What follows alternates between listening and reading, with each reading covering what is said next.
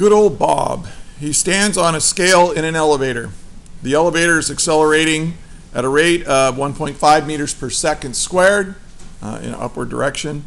And the scale reads 760 newtons. What is Bob's mass? And we want to use that 5-step procedure to solve this problem.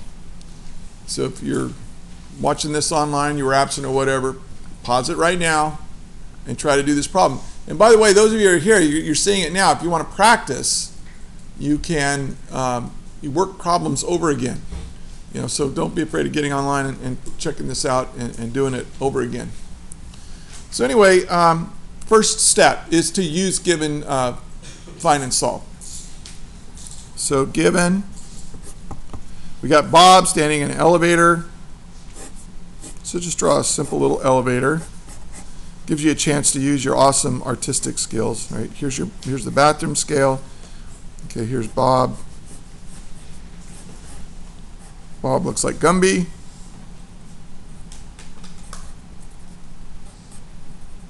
Has hands in his pockets. There's the shoes. Okay, so there's Bob.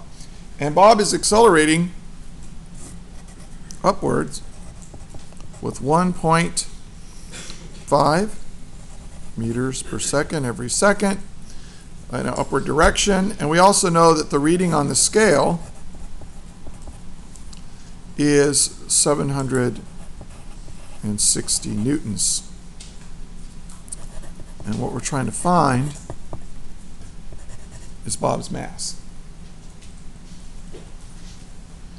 Okay, so that's step one.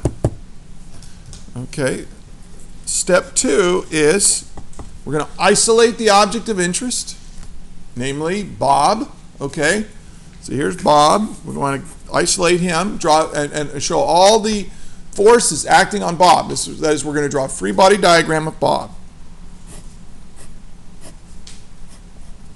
Okay, so we can just draw like a simple representation of Bob here. By the way, in some textbooks, they just draw a dot. They don't even bother drawing the object. They just treat it like a particle. They just draw a dot and show all the forces acting on the dot. It's more fun, See, that's more fun. Okay, so what are the forces acting on Bob? Well, Earth. He's interacting with the Earth. Is pulling him down. With m times g. Oh, there's our m. That's how we're going to get m right there. And then we've got the force of the scale on Bob right here. Now, some of you might have called that a normal force. That's good. As long as you know that the force of the scale is, the force of the scale on Bob is also the normal force, you're fine. You can call it the normal force or the force of the scale. I like to call it the force of the scale in this case. But either way, it's fine. And that's it. There are no forces in the x direction. There are no other forces acting on Bob here that we care about. So that's step 2. We're done. Step 3. Well, here's the x direction and here's the y direction. Don't really need this right now that much. I mean, it's not that big a deal. Step 4. Well, am I going to bother to sum the forces in the x direction? No. There are no forces in the x direction. The x direction is really irrelevant to this problem, so I'm not going to worry about it. But I will sum the forces in the y direction and set that equal to ma in the y direction. And then I look at my picture. What are the forces? Well, I got this positive scale force minus our weight, and that's going to be equal to ma.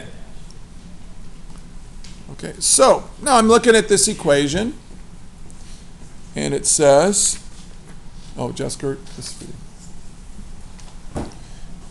I'm going to solve for the mass. Okay, well, see, here's the equation. I know this, I know this, I know this. These are all given, and the only unknown in the equation is mass. So now I go on to step 5. I solve for my unknown. So I'm going to add this to the other side.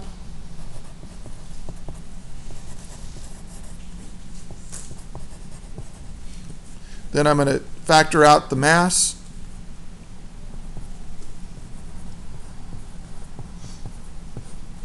I'm going to divide both sides by G plus A.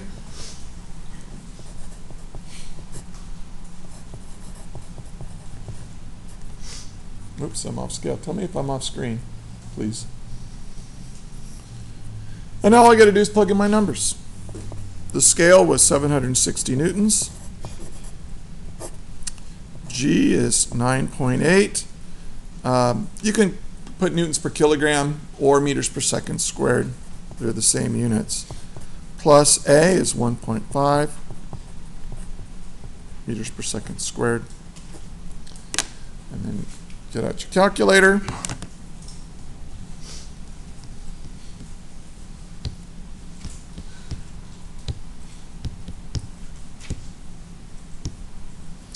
And I get 67.3 kilograms. To round it off. And that's our answer. Okay. So this is, there will be a problem very, very similar to this on the exam. Now, by the way, I could throw you any kind of variation on this problem, right? I mean, I could give you the mass and the acceleration and ask you to find what is the force of the scale. Or I could give you the mass and the force of the scale and ask you to find the acceleration. You know, or I could give you kinematic information. From that, you have to find the acceleration, and from that, I mean, there's just a lot of variations on this problem. And I'm going to give it, so the problem I'm going to give you is going to be different than this one, but you're going to solve it the same way. I mean, if somebody's in an elevator, the free body diagram will look like this one. Now, if they're moving with constant velocity, it's easy. This force equals this force. They have to cancel each other. If they're accelerating down, that means their weight has to exceed the force on the scale. Now remember, accelerating down doesn't mean they're necessarily moving down, right? You ever been in an elevator and it's going up and then it slows to a stop as it goes up? So if the velocity is up, but we're slowing, that's a downward acceleration, and that means that the force of the scale is going to be less than your actual true weight. And that's what, you feel that, right? You feel a little bit lighter when an elevator comes to a stop. That's what's happening. And so there will be a problem very similar to this. Just set it up like this, and you're going to be in good shape.